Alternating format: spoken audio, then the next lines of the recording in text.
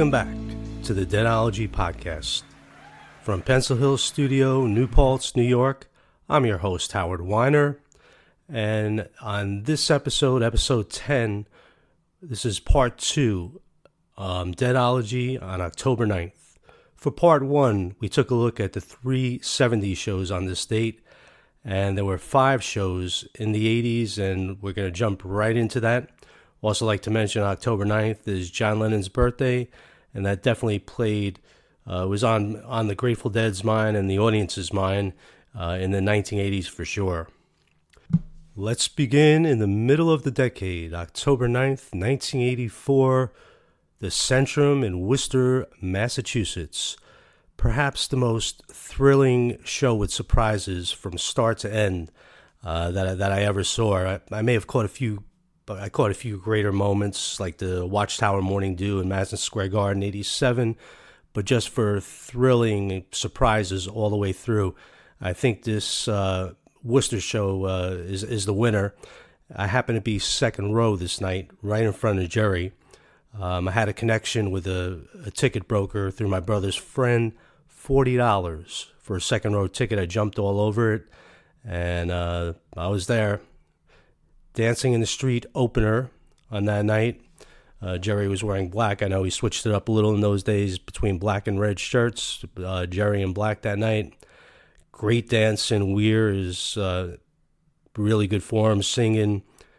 Excellent instrumental, very tight. Great exclamation point at the end from Garcia. Probably the best dancing that I've heard from the 1980s. When you look back at great dancings, 1970, 76, 77, there's no comparison. Those are much better. But this was a great way to start the show. And like I said, probably the best dancing from the decade. Then you got Friend of the Devil in the second slot. You know, things are progressing nicely here. Nice, another sparkling instrumental from Jerry. And then for the first time of, maybe the only time in this show, there's a little bit of a typical first set lull. Me and My Uncle, Mexicali, a good Althea, and then Brother Esau. You know, enjoyable stuff, but nothing to get crazy about. The set ends with an intense 1-2 punch. Big Railroad Blues, Let It Grow. Now, this Big Railroad Blues is probably my second favorite version. The first one being the year earlier in Centrum, in Worcester, the first year they played this building. The Big Railroad from October 21st, 83. It's the best version. I definitely have that one as number 1. And then this might be number 2. They just go the extra mile in both jams. Just Mr. Garcia is shredding it. And I have a theory about great versions reappearing in the same building, kind of like a deja vu kind of thing, where they don't consciously think of it before they're playing it, or they don't play it for that reason, but they'll get caught up in the jam, and something will pop out of the air in their minds collectively. It's the strangest thing. And they'll do another ripping version in that same building as if the other version inspired them in the moment. It kind of they get like a collective memory of what happened in the past. And I first came up with this theory with Sugaree in Hartford and New Haven, when they just played the amazing versions that year in 77. You got the May 5th show from New Haven, and then the Hartford show, May 28th, too, the best Sugarees you'll ever hear. Almost every time they came back to those buildings, they would play a Sugaree, not just like another Sugaree. It would be a great Sugaree, as if they were picking up the vibes from the previous Sugaree or the original great Sugarees. And then if you look at a history of a building like Madison Square Garden, they just didn't have a Sugaree history. So it's kind of like I do have a little deja vu theory about that, where when they break into it, the band remembers the feeling in the building prior, and they pick up off of that. So that's my theory. And then they close out the set with. And by the way, during that Big Railroad, I just remember I'm there in the second row. I'm so excited. I'm just like pounding the floor, jumping up and down. It was an incredible night. It took everything out of me. I'm sure the band put a lot into it, man, but I was howling and jumping all night. And they closed with a great Let It Grow. And it's really hard to rate these Let It Grows because anything from when the song first started in 1973 all the way through 1986, they never let you down with a Let It Grow. They're all great. A couple stand out, but this is just another great one. Very satisfying way to bring the first set in Worcester to a conclusion, and the second set is twice as intense with the surprises. So I'm all happy and pumped up as the band takes the set in stage 2, and they bounce into Help on the Way. And few things are more exciting than seeing a Help on the Way open a second set. Yeah, I was in my glory that night. Help on the Way, Slipknot, Franklin's, but this version is just good. If this were like a great Help Slip Franklin's, that might put this as like the best show I ever seen. But it was just a good. When I listen back, it's just a good version. From this very tour, if you go to October 17th, 84, Brendan Byrne, that has like one of the best Slipknots, and it just fires into Franklin's Tower. That's definitely a better Help Slip Franklin's than this one. But this one is, it's great. In the moment, I was psyched. And after cooling down from Franklin's, I'm thinking about what might be next. And the thought of the song that actually came could never have entered my mind in a million years.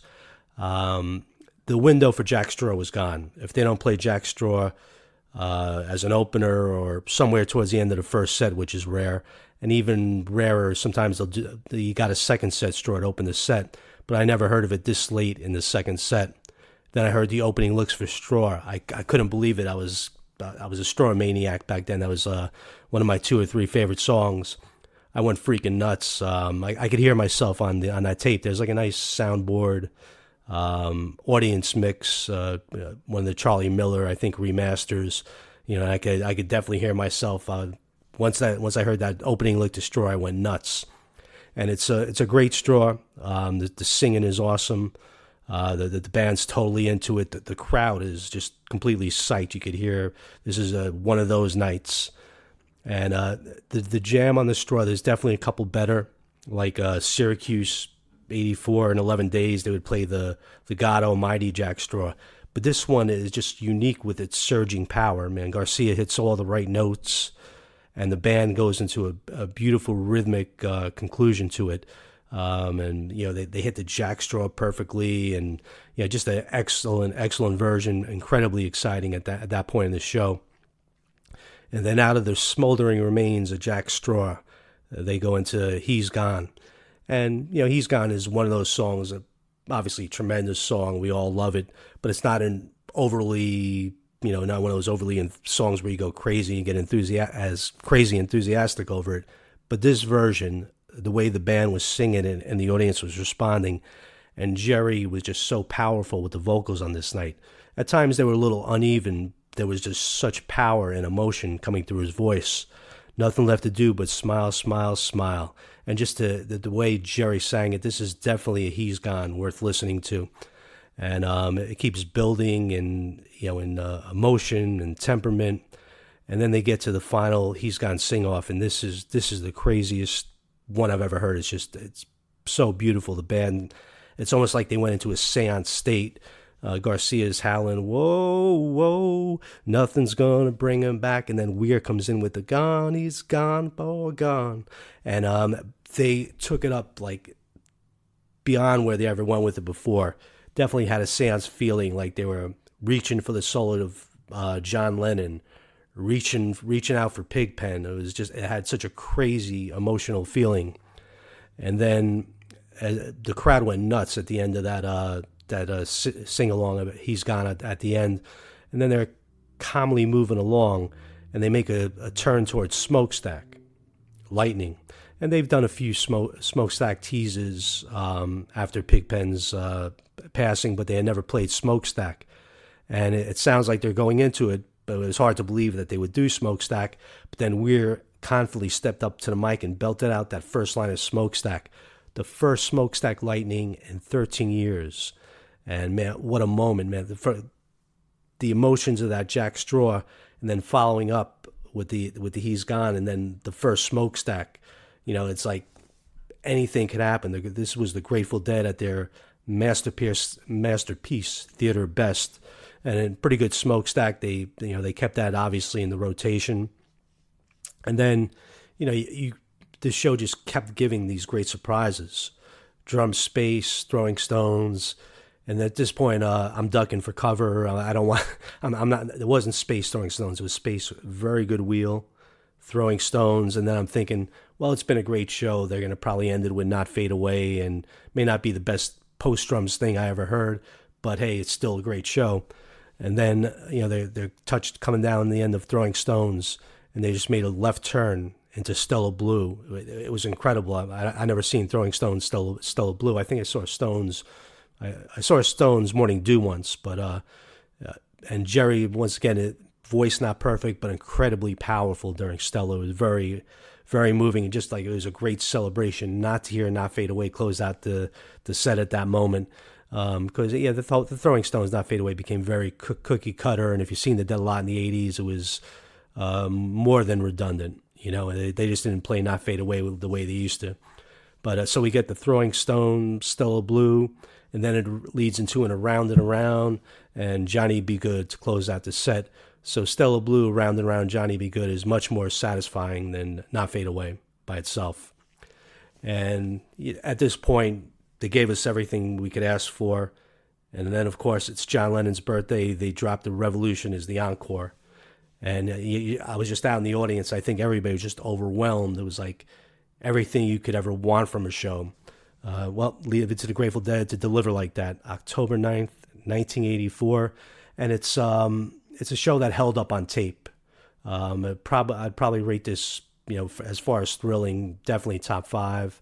Performance, at least top 10. As I listened to the tapes over the years, nothing disappointing about it. They're great versions. It just wasn't in the moment like where I loved it. There's actually a lot of great playing on this. So if you don't know it, definitely download, find October 9th, 1984, Worcester. Great show. On my Positively Garcia page, I have the He's Gone Smokestack lightning up on there. You can look that up. All right. And then we're going to go backwards. 1984, from Worcester, we're going to take a step back a year to Greensboro Coliseum, October 9th, 83. I remember that day in Greensboro, hearing a rumor that the Grateful Dead at Soundcheck St. Stephen, we continually heard these rumors, and when they didn't play it that night, I had completely given up on St. Stephen. I'm like, yeah, they're never going to play it. I'm not listening to these rumors, but they really did play. They soundchecked St. Stephen 3 times before the show, and obviously they saved it for Madison Square Garden 2 days later. But they did give Greensboro an amazing first set. So they open up with Shakedown, very fluid, quick-moving Shakedown. Great way to start the show. And then they rocked Samson and Delilah in the second set, which was pretty incredible. Very rare to get, but very rare. I don't think it's ever been done. Samson is the second song on this show.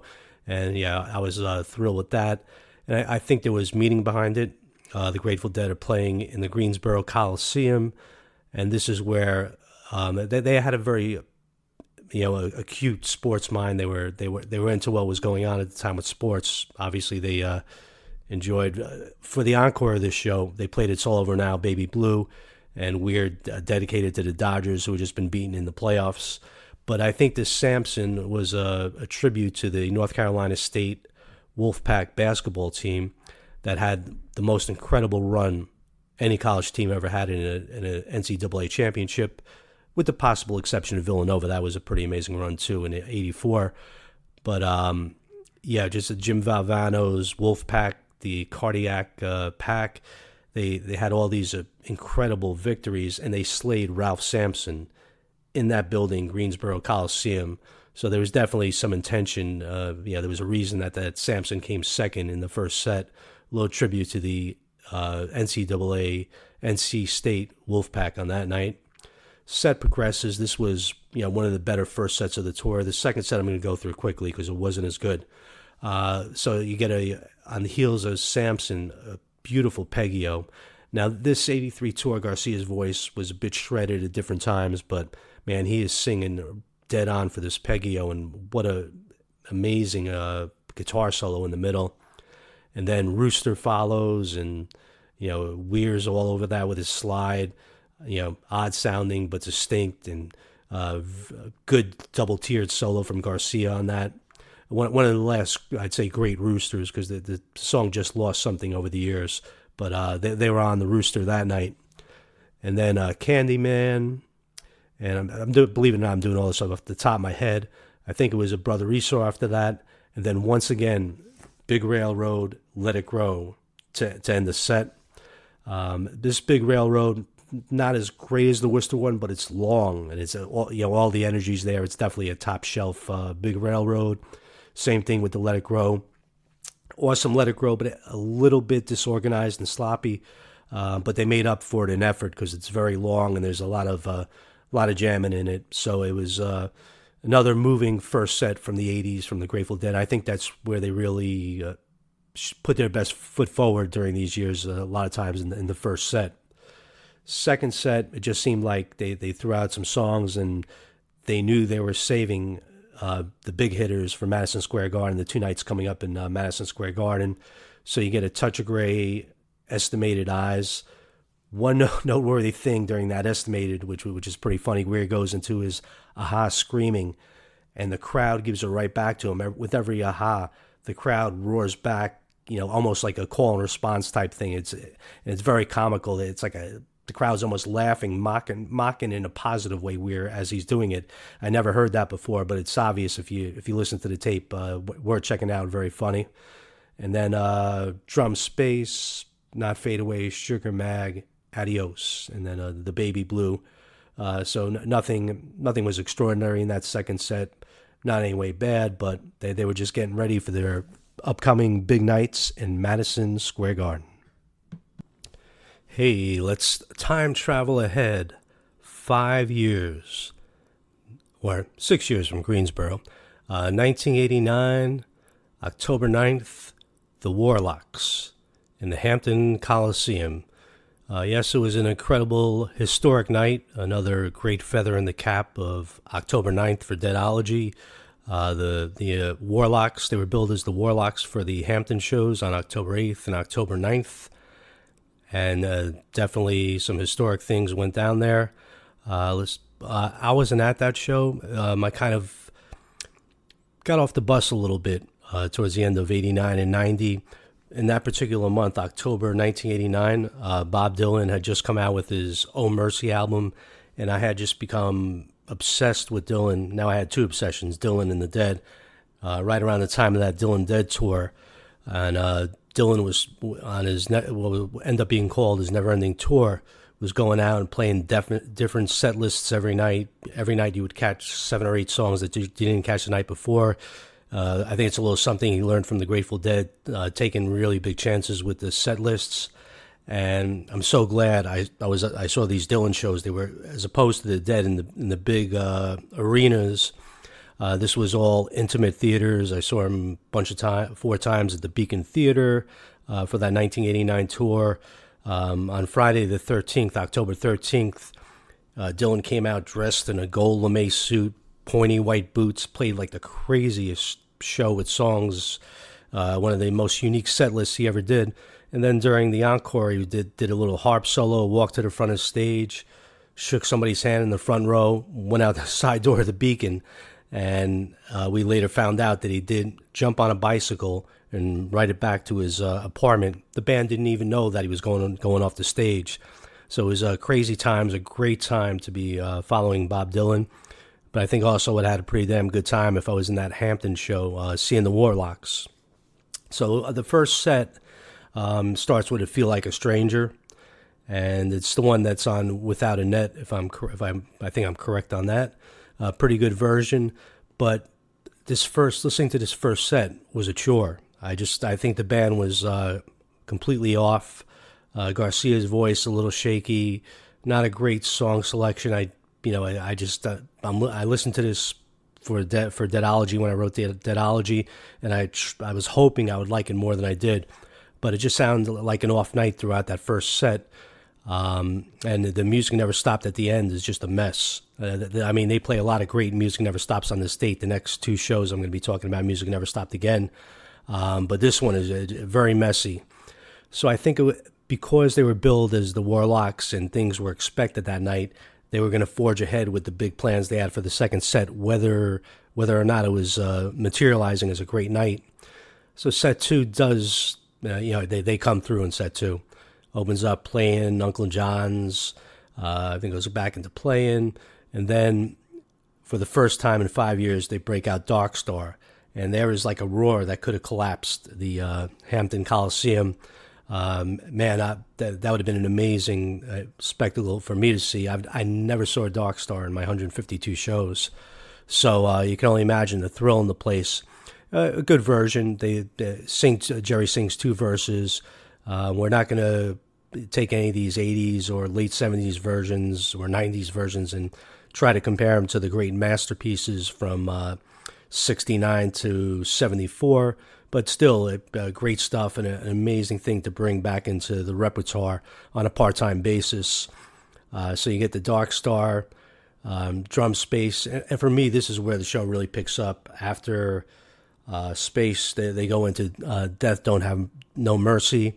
Another song, they had recently played the first version of Death Don't Have Mercy, I think in, 17 years? It was on the shelf, hibernating for 17 years. And this is the second time they played it. So, they're bringing back Live Dead, 1969, getting into that Warlock spirit. And it's an excellent version. You got Garcia and Weir trading verses, great guitar work. So I think they're really, that Dark Star really put him in the right place for this night, because at this point moving forward, the show's great. Dear Mr. Fantasy follows, more good guitar work, and then Throwing Stones, Not Fade Away ending. And this is one time where I could, if I was at the show, I could definitely live with it and love that ending, because it was definitely meaty enough. It didn't even matter what they played after that, but good versions there. And then to end it all, the Addicts of My Life, for the first time since 1972. I believe it was Stanley Theater was the last time they played it, 1972. And once again, just brought the house down. Such a touching, moving moment. Great historical, the Warlocks, in the end, they came through. They rallied for a great show, and another awesome October 9th event. So there's two more shows from the 80s that I'm going to take a look at here. I'm going to save the best one for last, which is Palo Alto 82, a great show.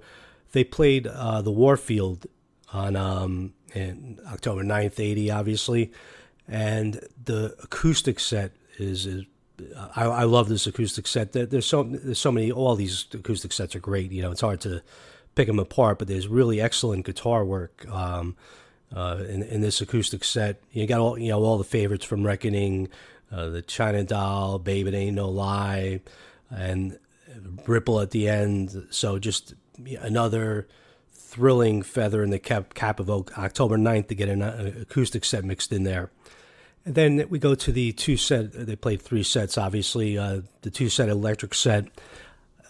The issue with these electric sets from the Radio City Warfield, New Sanger Theater, New Orleans run was they were kind of they had 1 foot playing for an album, kind of like thinking almost like studio, and then 1 foot in a small theater just being the Grateful Dead.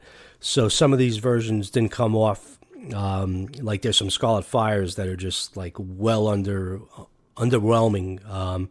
And the electric sets weren't great, but at times, they hit some hot spots, and this one's pretty good. The high point of the first set is just an amazing Music Never Stopped that kind of came out of nowhere. It was just like, wow. Over 9 minutes, just blistering Jerry. And a good second set, a lot of crisp versions, songs like High Time, which they played, Shine, the great Terrapin Station. So it was an amazing 3-set night. And there are a couple a couple of these the runs with the acoustic electric. A couple of those electric sets are good, but this one probably a little bit better than average. So that's 1980, October 9th, gets another unusual, great highlight.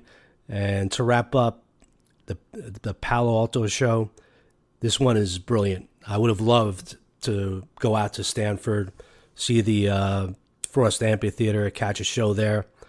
The first set, the soundboards got out of this pretty quickly, and I just remember I got this first set when I was collecting tapes, and I just played it over and over again. The Palo Alto first set is a gem. And there's a great contrast in the Grateful Dead's playing when you look at 82 versus 83 or 84. Their vocals were impeccable in 82. The playing was cocaine crisp, silky smooth. Sometimes they didn't take the instrumentals as long as they would in future years, but just excellent. All these it's a different sound. You wouldn't want to change anything. 82 has its own style, and then 83 took on a different style where you get longer jams, but the perfection of the song isn't quite what it was in 82. But yeah, I could, most of us could pick out an 82 show, like if you just hear it out of the blue on the Grateful Dead channel. It's definitely got that sparkle to it and a little bit of a quicker pace than other years.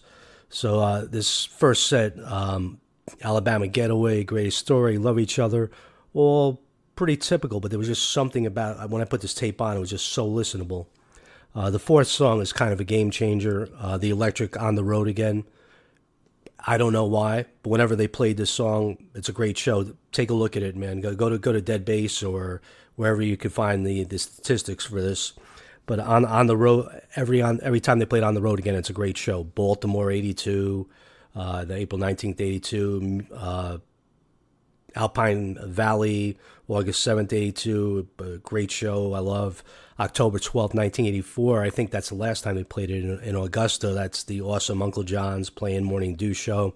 There was for some reason when they played On the Road Again, which they didn't play a lot, it was always a great show. On the Road Again jumps into Beat It On Down the Line. Then a really sweet West LA Fade Away, which 1982 is always all the early West LA fadeaways rock. And then you got Uncle River, another weird combo. And then the show takes off. Like, it's such an enjoyable tape to listen to. And then it finishes with the beautiful 3-song exclamation point.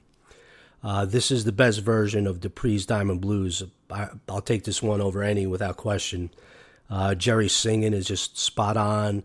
And there's just the fluidity, and the jams are purposeful on this. Just like a supreme version of Dupree's Diamond Blues.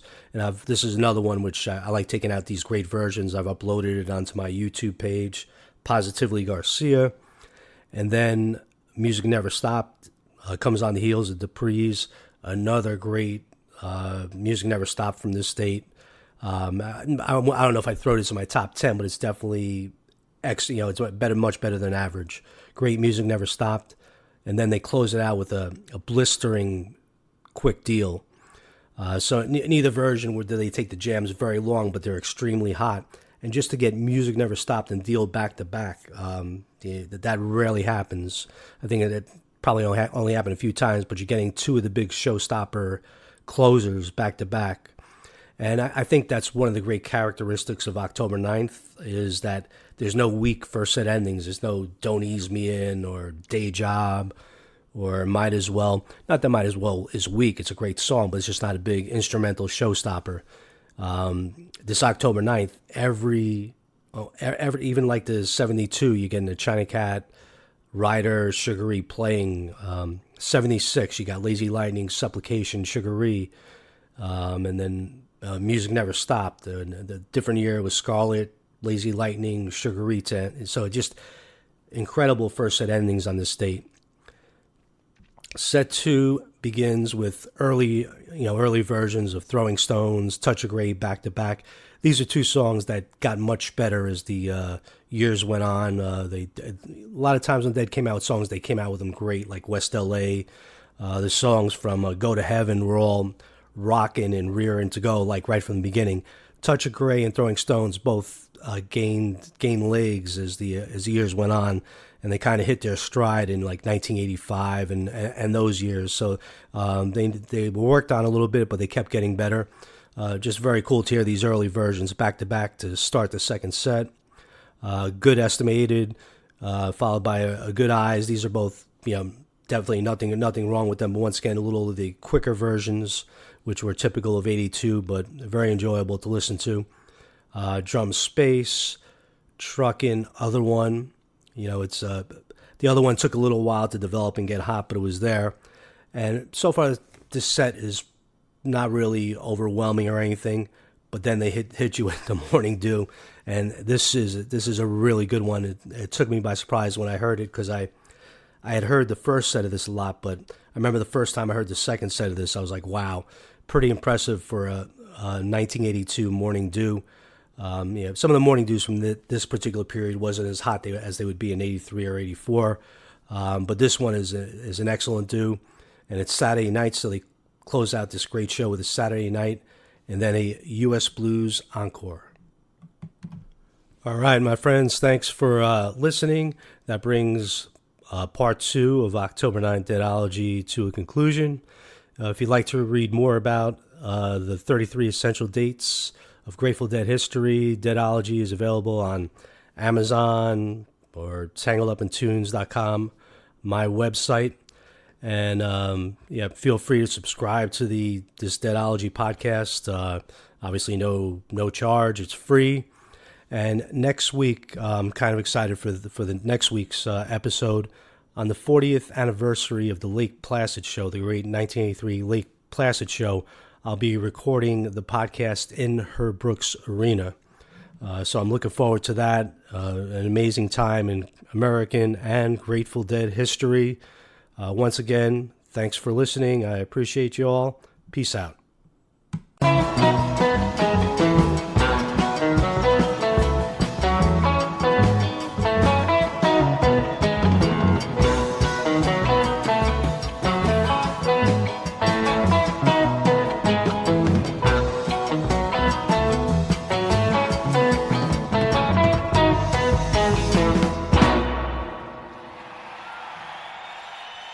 Thank you.